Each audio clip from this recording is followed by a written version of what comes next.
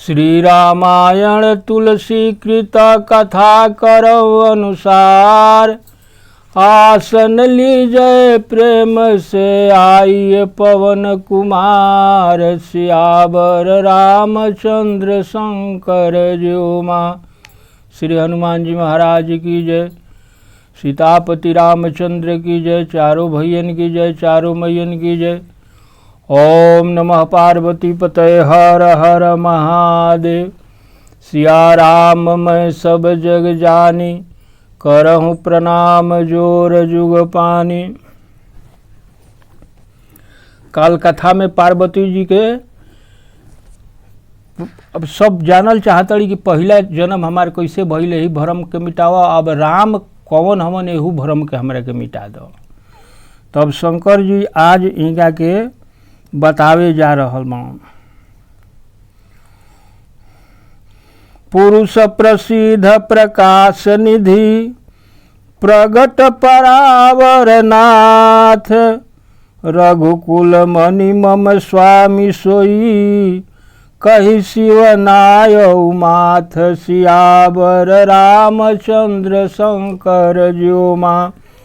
जो पुरुष प्रसिद्ध है, प्रकाश के भंडार है, सब रूपों में प्रकट है, जीव माया और जगत सबके स्वामी है, वे ही रघुकुल मणि श्री रामचंद्र जी मेरे स्वामी है।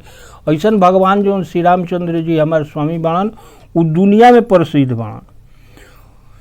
प्रकाश के भंडार हवन, सब रूप में प्रगट बाणन। हुकर एगो रूप नहीं खे, कईक रूप बा। जीव माया जगत सबके स्वामी है। दुनिया में जितना जीव बा, माया मोह सबकर स्वामी हुए, उन सबकर मालिक बाणन हुए। ऐसा कहकर शिव जी उनके प्रति अपना मस्तक झुकाया। शिव जी प्रणाम कैलन, कह के निज भ्रम नहीं समुझहि अज्ञानी। प्रभु पर मोह धरहि जड़ प्राणी। जथा गगन घन पटल निहारी। झाँप्यौ भानु कहीं कुविचारु। निज भ्रम नहीं समुझहि अज्ञानी। अज्ञानी लोग भ्रम जौन बात होना के समझल ना। काहे कि मूर्ख के भांति श्री रामचंद्र जी पर आरोप लगावलन आदमी कि ई ब्रह्म ना हवन।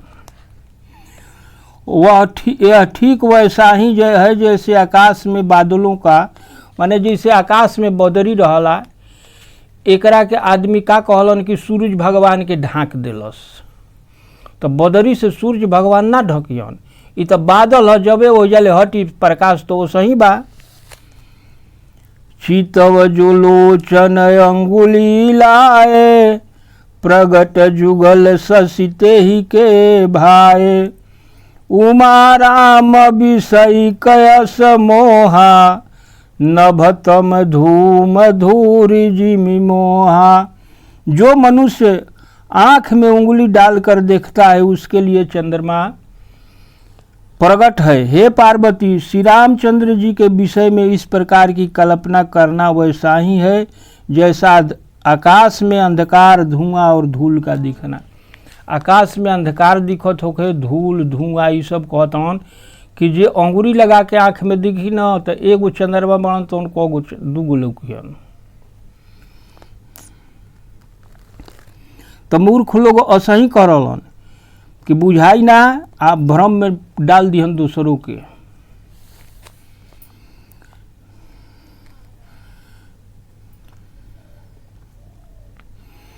विषय करन सुर जीव समेता। सकल एकते एक सचेता। सब कर परम प्रकाशक जोई। राम अनादि अवधपति हो सोई।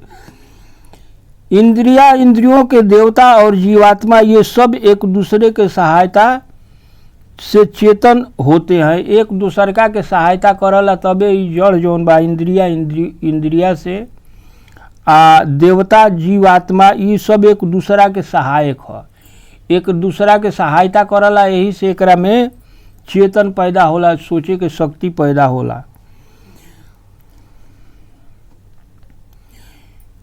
इनका सबका जो प्रकाश है अर्थात जिसमें इनका सब प्रकाश होता है वही अनादि से जितना भी आदमी में ये प्रकाश दिखाई देता चाहे चेतन पैदा होता उस सबकर का कहला कि अनादि ब्रह्म श्री रामचंद्र जी हवन। जगत प्रकाश प्रकाशक रामु मायाधीश ज्ञान गुण धामु जासु सत्यता ते जड़ माया भास सत्य इव मोह सहाया। यह सारा जगत प्रकाश है तथा मायापति ज्ञान और गुणों के धाम श्री राम जी के इसके प्रकाशक हैं। उन्हीं की सत्ता से मोह की सहायता पाकर जड़ माया भी सत्य जैसी प्रतीत होते। भगवान के कृपा से मोह जौन बा तो असत्य जौन बा तो सत्य दिखाई देला काहे कि कृपा उनके बा उनके माया ऐसन करला। रजत सीप महु भास जिमी जथा भानु कर बारी यद्यपि मृषाति हुकाल सोई भ्रम न सकई कोई टार सियावर रामचंद्र शंकर ज्युमा। सीप में चांदी सूर्य की किरणों में पानी प्रतीत होती है। सितुआ जब सीप होला ओकरा में जनाला कि चांदी जैसा चमकता चांदी बा। आ सूर्य के किरण में कहता हूँ कि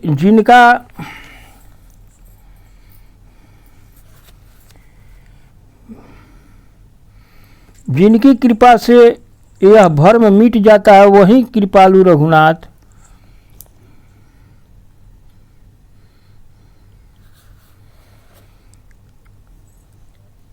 सूर्य के किरण पानी पर चमकला तो पानी न दिखाई देला। सूर्य की किरण जब चमकला तो जनाला कि पानी होके वैसे ही सितुहा में चांदी दिखाई देला। तीनों काल में झूठ है तथापि इस भ्रम को कोई टाल नहीं। ऐसा भ्रम कोई टाल ना सके। ये हरदम रहबे करी भ्रम। यही विधि जग हरि आश्रित रही यद्यपि असत्य देत दुख है। इसी प्रकार यह संसार भगवान के आश्रित है यद्यपि यह सत्य है तथापि दुख तो देता ही है। आदमी के समझ में ना आवे अगर मान लेता हूँ कि यह सत्य बा लेकिन फिर भी आदमी तो दुखो तो पावत न। जो सपने सिर काटे कोई अबिन जागे न दूरी दुख होई। सपना में कोई अगर देखा तो सपना कि कोई हमार गर्दन काट दिल तो गर्दन काटल सपना तब तक उ तबाह रही जब तक कि उ जागत नहीं खे। जे वहीं जागी तो ओकर दुख खत्म हो जाई।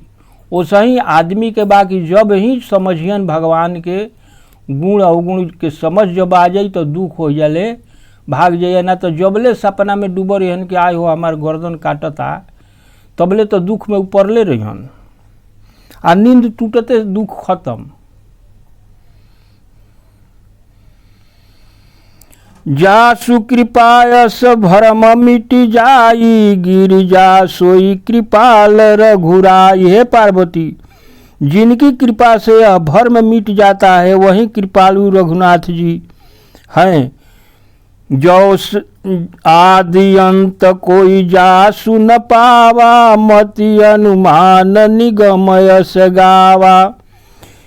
आदि और अंत जिनका आदि और अंत किसी ने नहीं पाया वेदों ने अपनी बुद्धि के अनुमान करके इस प्रकार गाया है। कहते हैं कोई दुनिया में एक आदि अंत नहीं खे पौले।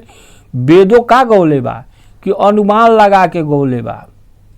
वेदों इनकर आदि अंत जानत नहीं खे। वेद भी अनुमान से ही इनका के गौले बा इनकर गुण।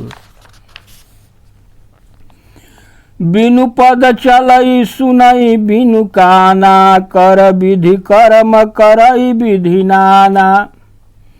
आनन रहित सकल रस भोगी बिनु बानी बकता बड़ जोगी। जेकरा जीभ नहीं खे वो सकल सब रस लेता इनकर कृपा होता। तो बिन पद चलई सुनई बिनु काना बिना पैर के चलता बिना कान के सुनता आ बिना हाथ के कौनो कर्म करता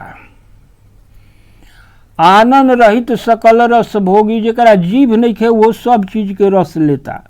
आ बिनु बानी बकता जो गूंग बा, लेकिन उ बकता जोगी बा, बहुत बड़ा जोगी बा, उनकर कृपा ऐसन होला। तन बिनु परस नयन बिन देखा, ग्रही ग्रान बिनु बास अशेषा। असि सब भांति अलौकिक करनी, महिमा जासु जाई नहीं बरनी। यह बिना त्वचा के ही स्पर्श करता है, बिना आँख के देखता है और बिना नाक के ही सब गंधों का ग्रहण करता है। उस ब्रह्म की करनी ऐसी अलौकिक है कि उनकी महिमा कही नहीं जा सकती। ऐसन भगवान के का इतना गुण कहब, गुण गावे ले खत्म होखे वाला नहीं है। जेहि इमि गावहि वेद बुध, जाहि धरहि मुनि ध्यान। सोई दशरथ सुन भगत हित, कौशलपति भगवान सियावर रामचंद्र शंकर ज्यो माँ। शंकर जी कैलाश में बैठ के पार्वती जी के अभी कथा सुना रहल बनी। पहले प्रयाग वाला कथा रहे तो वो खत्म हो गई, भारद्वाज जागबल कोला। अब शंकर जी कैलाश पर बैठ के ई कथा जौन बा तौन पार्वती जी के सुना रहल बा।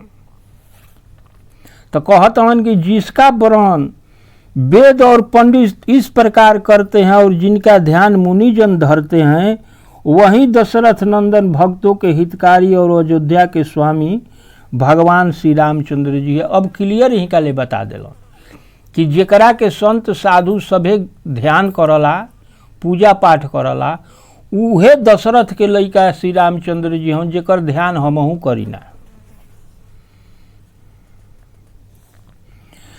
काशी मरत जंतु अवलोकी, जासु नाम बल करऊ विशोकु। सोई प्रभु मोर चराचर स्वामी, रघुबर सब उरयंतर जामी। हे पार्वती, जेकरा बल से काशी में हम बैठ के मुक्ति दीना तो उ रामे के नाम से। अगर कोई मरे जा रहल बा ओकरा कान में राम राम कह दो तो कहलन शंकर जी कि हम राम राम कहे वाला के मुक्ति दे दीना, खाली रामे के बल पर, हमरा में कोनो बल नहीं खे। वही मेरे श्री रामचंद्र जी जड़ चेतन के स्वामी और सबके हित हृदय के भीतर की जानने वाले हैं। भगवान उहे हमन श्री रामचंद्र जी जो सबका भीतर के बात जानत हन और उहे हमार स्वामी हमन। विबसहु जासु नाम नर कहई, जनमय अनेक रचित गदहई। बिना इच्छा के, बिना मन के भी जौन पुरुष स्त्री हिकर नाम ले लेला तो ऊ कहतन कि ओकर कतना जन्म के पाप जौन बा तो नष्ट हो जाला। ई ऐसन कथा बा, ऐसन भगवान के नाव बा कि बिना मन के एकरा के नाम ले ल, सुन ल कथा, तो अनेक जन्म के पाप तोहार खत्म हो जाई। सादर सुमिरन जे नर करही, भव बारिध गोपद उतरही। जे इनका के अपना मन से रोज रोज थोड़ा थोड़ी सुनता, करता, देखता, गावता, ओ आदमी के कहतन कि संसार रूपी समुद्र से बिना परिश्रम के पार कर जाला। ओकरा कोनो समुद्र पार करे में देरी ना होखे, लेकिन रोज इनका के थोड़ा थोड़ा स्मरण करे के चाहिए आदर पूर्वक। राम सो परमात्मा भवानी, तह भ्रमयति अभिहित तब बानी। अस संशयान तौर माही, ज्ञान विराग सकल गुण जाही।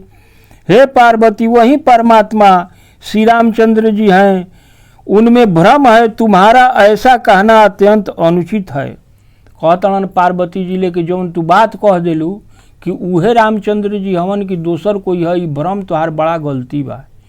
यह भ्रम के इस प्रकार इसका संदेह मन में लाते ही मनुष्य के ज्ञान वैराग आदि सब गुण नष्ट हो जाते हैं। कहते कि जेकरा मन में भ्रम आ जाए कि ई राम होन कि कोनो दोसर राम होन। तो ऐसे ना आदमी के जितना ज्ञान बा, गुण बा, वैराग्य बा, सद्गुण बा, नष्ट हो जाला। ऐसे ऐसा शंका ना करे के चाहिए। सुनि शिव के भ्रम भंजन बचना, मिटी गए सब कुतर्क कै रचना। भई रघुपति पद प्रीत प्रतीति, दारुणय संभावना बीती। शिव जी के ऐसे वचन को सुनकर पार्वती जी के सभी भ्रम दूर हो गए। श्री रामचंद्र जी के चरणों में उनका प्रेम और विश्वास बढ़ गया और उनकी मिथ्या कल्पना भी समाप्त हो गई। अब शिव जी के वचन सुन ली तो पार्वती जी के जितना शंका रहे तो खत्म हो गई। पुनि पुनि प्रभु पद कमल गही, जोरी पंकरुह पानी। बोली गिरिजा बचन बर, मनहु प्रेम रस सान। सियावर रामचंद्र शंकर ज्यो माँ। बार बार शिव जी के चरण कमलों को पकड़कर और अपने कमल के समान हाथों को जोड़कर वह प्रेम रस से सने सुंदर वचन बोली। अब शंकर जी इतना देरी ले सुनावत रहन। अब उनका चरण में पड़ के पार्वती जी हाथ जोड़ के अब बोलत अड़ी। जब इनका विश्वास हो गई तब का कहतड़ी कि शशिकर सम सुनि गिरा तुम्हारी, अमिटा मोह सरदा तप भारी। आपकी चंद्र किरणों के समान शीतल वाणी सुनकर मेरा ज्ञान रूपी शरद की धूप का ताप मिट गया। कहतड़ी कि अब हमारे धूप के जो ताप शरीर में रहे तो चंद्रमा जैसन शीतल वाणी ऐसा बोलनी कि हमारे सब ताप बात खत्म हो गई। तुम कृपाल सब संसौ हरऊ, राम स्वरूप जानी मोहि परऊ। हे कृपालु, आपने मेरा सारा संदेह हर लिया और श्री रघुनाथ जी का यथार्थ स्वरूप मेरी समझ में आ गया। कहतड़ी कि अब हम जान गए, हमारे जितना भ्रम रहे रहा हर लेनी। आ भगवान के अब स्वरूप जौन बात हृदय में अब हमरा आ गई।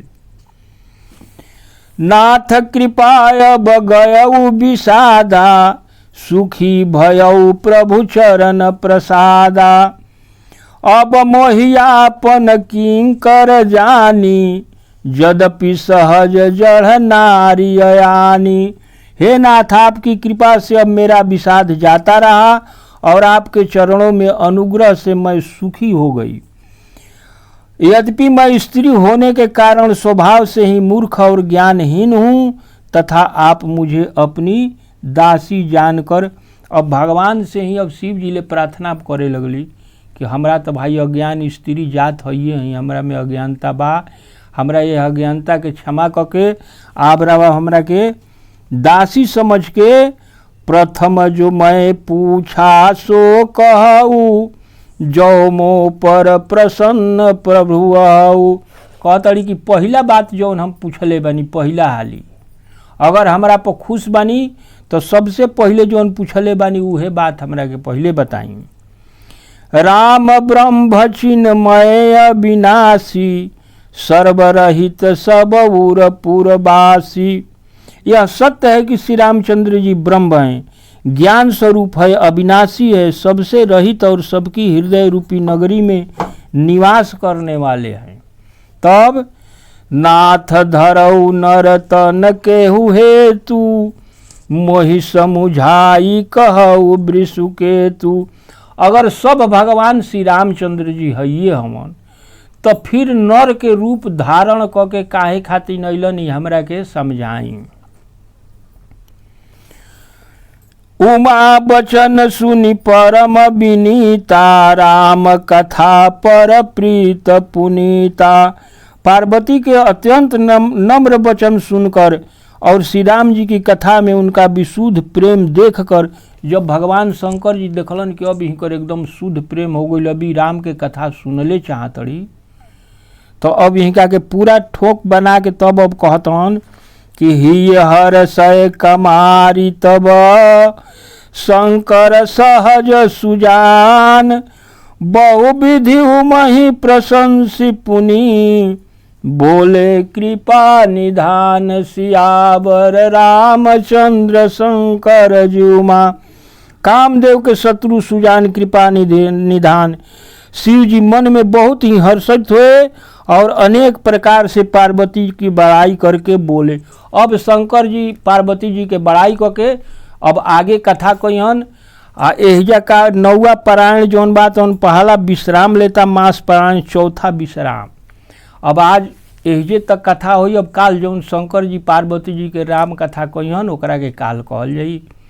आज कथा इतनी भयो सुनो सजन चितलाय, जो जग जहाँ से आए हैं विदा ले हर साय सियावर रामचंद्र शंकर जी।